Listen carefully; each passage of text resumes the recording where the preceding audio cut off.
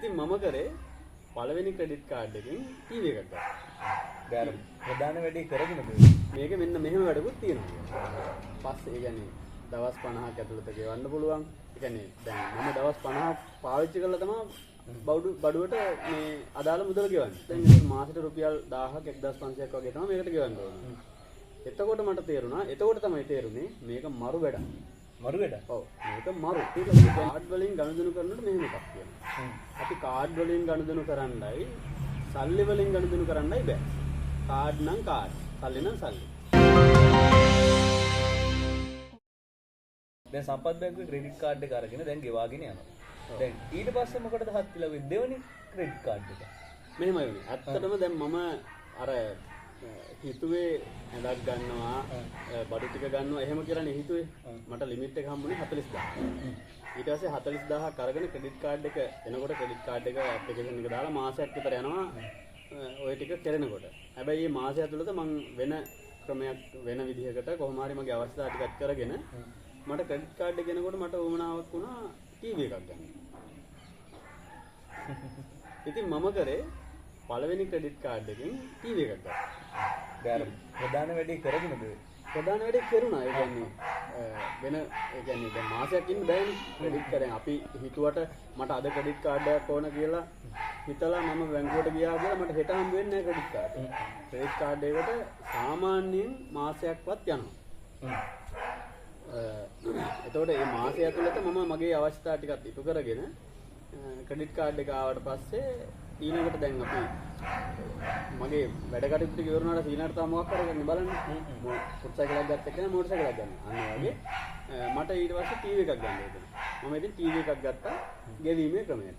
මාස 12කට හරි 26 මට මතක නැහැ. ඉන්ස්ටෝල්මන්ට් වලට දැම්මේ දාලා ඉවරලා ටීවී එක ගත්තා. අරගෙන මට දැන් ඒතකොට මාසෙට රුපියල් 1000ක් 1500ක් වගේ තමයි මේකට ගෙවන්න ඕනේ. එතකොට මට තේරුණා එතකොට තමයි තේරුනේ මේක මරු වැඩක්. මරු වැඩ? ඔව් මේක මරු. ඒ කියන්නේ මට ටීවී එක රුපියල් 40000යි නේ මම රුපියල් 40000ක් මම අතෙන් දෙන්නෙත් නැතුව 40000ක් නේ උදාහරණයකට ගත්තොත් රුපියලක්වත් දෙන්නේ නැහැ. රුපියලක්වත් දෙන්නේ නැහැ. ගිහලා කාඩ් එක දීලා ටීවී එක ගන්නවා. ටීවී එක අරගෙන ඉවරලා ඊළඟ මාසෙ ඉඳලා රුපියල් 1000ක් විතර වගේ දාගෙන යනවා. එතකොට මට තේරුණා මේක මරු වැඩක් කියලා. ඊට අමතරව මම සම්පත් එකේ තියෙන විශ්ව කියලා ඔයාලගේ ඔන්ලයින් පෝටල් එක. සම්පත් විශ්ව එක හදාගෙන මම මේක පොඩ්ඩක් අධ්‍යයනය කරා. එතකොට මට නිකන් අර ඔය ඒ වෙනකොට කවුරුත් මට කියලා දුන්නේ නැහැ ලේට් පේමන්ට්. එතකොට දවස් 50 ඒ විස්තර ටික දන්නෙත් නැහැ. හැබැයි අර සම්පත් විශ්වයකට ලොග් වෙලා මම පොඩ්ඩක් බලනකොට මට තේරුණා මේක මෙන්න මෙහෙම වැඩකුත් තියෙනවා. පස්සේ ඒ කියන්නේ දවස් 50ක් ඇතුළත ගෙවන්න පුළුවන්. ඒ කියන්නේ දැන් මම දවස් 50ක් පාවිච්චි කරලා තමයි බඩුවට මේ අදාළ මුදල ගෙවන්නේ. එතකොට අපිට එහෙම chance එකක් හම්බෙන්නේ නැහැ නේ. මම සල්ලි එකතු කරලා ගන්න ඕනනේ බඩු. ඉතින් මට මේක මාර වැඩක් කියලා හිතලා ඊළඟට මම කරේ ඔෆිස් එකට එහා පැත්තේ කමර්ෂල් බැංකුව තිබ්බා. කමර්ෂල් බැංකුවට ගිහලා ඇප්ලයි කරා තව කාඩ් එකක්. කමර්ෂල් බැංකුවත් මාසයක් විතර ගියා ප්‍රොසෙසින් වලට ගිහිල්ලා රුපියල් 50000ක කාඩ් එකක් අත්තු වුණා. සම්පත් එකේ 40000යි කමර්ෂල් එකේ 50000. ඊට පස්සේ කමර්ෂල් එකේ 50000 අතර දැන් මම මගේ වැඩ කටයුතු කොහොම කරගෙන යනවා. කරගෙන ගිහිල්ලා දැන් කාඩ් වලින් ගනුදෙනු කරනකොට මෙහෙම එකක් කියනවා. අපි කාඩ් වලින් ගනුදෙනු කරන්නයි සල්ලි වලින් ගනුදෙනු කරන්නයි බෑ. කාඩ් නම් කාඩ්, සල්ලි නම් සල්ලි. අපි ගොඩක් අයට වර්ධනය එක තමයි කාඩ් එකෙන් ගනුදෙනු කරනවා. අතේ සල්ලි ටික ඉතුරු වෙනවා. සල්ලි ටිකෙනුත් වෙන බඩු ටිකක් ගන්නවා. ඊට පස්සේ කාඩ් එකට ගන්න සල්ලි නැති වෙනවා. දැන් මම එහෙම කරේ නෑ. මම කරේ කාඩ් එකෙන් විතරයි ගනුදෙනු කරන්නේ. ෆුඩ් සිටියෙන් බඩු ගන්න. ඒ වගේ කාඩ් එකෙන් ගන්න පුළුවන් හැම තැනකින්ම මගේ එදිනෙදා අවශ්‍යතා ටික ඉටු කරගත්තා. එතකොට මට දවස් 50ක් හම්බ වෙනවා ගෙවීම කරන්න. ඊට අමතරව මට අවශ්‍යයි නම් ඉන්ස්ටෝල්මන්ට් දාලා ඉවර වෙලා ඉන්ස්ටෝල්මන්ට් දාලා පොඩි ගාණක් ගෙවාගෙන යන්නත් පුළුවන්. ඉතින් මම සම්පත් එකයි කමර්ෂල් එකයි අරගෙන මම ලොකුවට මේ ඒ දවස්වල හිතුනේ නෑ ලොකු මේ ක්‍රෙඩිට් ලිමිට් එකක් හදාගෙන ක්‍රෙඩිට් කාඩ් වලින්ම මේ විදිහට යනවා කියලා එහෙම අදහසක් තිබුණේ නෑ. ඔහොම යන අතරේ දැන් කාඩ් එකෙන් බඩු ගන්න යන්න ඕනේ සුපිරි වෙළඳ මධ්‍යස්ථානයකට සිටියකට ඊයසෙට යන්න ඕනේ. ඉතින් මම එක දවසක් බඩු ගන්න ඉන්නකොට එතනදී කතා කරා පෑන් ඒෂියා බැංකුවේ ඒජන්ට් කෙනෙක් ඇවිල්ලා කතා කරා මෙහෙම අපි ඔෆර් එකක් තියෙනවා. මේ කාඩ් එකකට ගිහලා කිව්වට පස්සේ මම කිව්වා හරි කමක් නැහැ ඇප්ලයි කරන්න කියලා ඔන්න පෑන් නේෂ එකක් දැම්මා. දැන් තුනයි.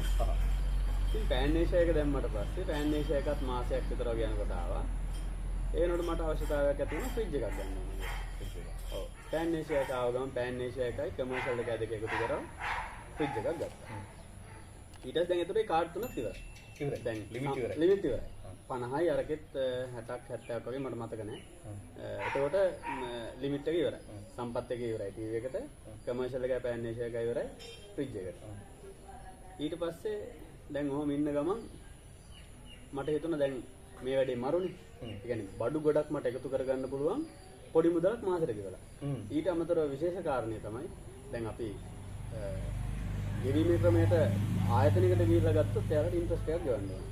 මුලින් ගාණක් ගෙවන්නත් ඕනේ. දැන් මේ ක්‍රෙඩිට් කාඩ් එකෙන් මම බඩු ගන්නකොට ෆ්‍රිජ් එකට රුපියල් 70000යි නම් ගාණ අවුරුදු 3ක් මම ගෙවනවා. අවුරුදු 3ක්ම ගෙවන්නේ 70000 තමයි. නැත්නම් ඊට වඩා ලොකු ගාණක් ගෙවන්න වෙනවා. ඔව්. අපි දැන් අපි හිතමුකෝ ආයතනයකට ගියා කියලා. මුලින් රුපියල් 10000ක් ගෙවන්න කියනවා. අපකාරයෝ දෙන්නෙක් දෙන්න කියනවා. ඊට අමතරව ඉන්ට්‍රස්ට් එකක් වදිනවා. ඔය වගේ කතන්දර මොකුත් නැහැ ක්‍රෙඩිට් කාඩ් එකේ. ඉතින් මට දැන් ක්‍රෙඩිට් කාඩ් තුනක් ගත්තා. දැන් හැබැයි මට ලිමිට් එක මදි. දැන් මට මේක රහ වැටිලානේ තියෙන්නේ. ඔව් ඔව්. ඒක නිසා ලිමිට් එක මදි.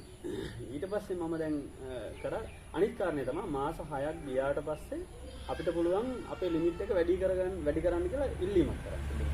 එතකොට අපේ ගනුදෙනු හොඳයි නම් අපි ගෙවීම හොඳට කරගෙන යනවා නම් බැංකුව අපි දිහා බලලා අපේ ලිමිට් එක වැඩි කරනවා.